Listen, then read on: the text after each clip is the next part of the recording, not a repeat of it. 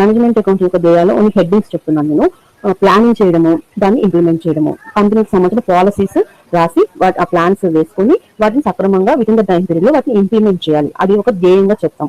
Next వచ్చేసి performance ని control చేయాలి. అంటే కంపెనీ యొక్క పర్ఫార్మెన్స్ అవ్వచ్చు, ఎంప్లాయీస్ యొక్క పర్ఫార్మెన్స్ అవ్వచ్చు, ఏదైనా అవ్వచ్చు, దాన్ని with in the rule, with in the policy performance ఉందా లేదా కంట్రోల్ చేసుకోవాలి.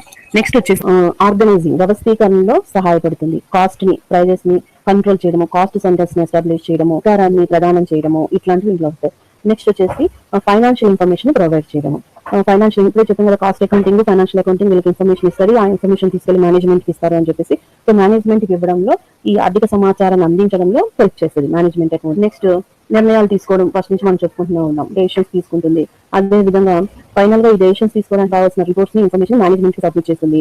కోఆర్డినేషన్ చేస్తుంది, అన్ని ఫంక్షన్స్ వ్యవహారాల మీద కోఆర్డినేట్ చేస్తుంది ఎంప్లాయీస్ అందరి మధ్యలో. ఈ పనులన్నీ కూడా చేసేది ఎవరు అంటే మేనేజ్మెంట్ అకౌంటింగ్ డిపార్ట్మెంట్.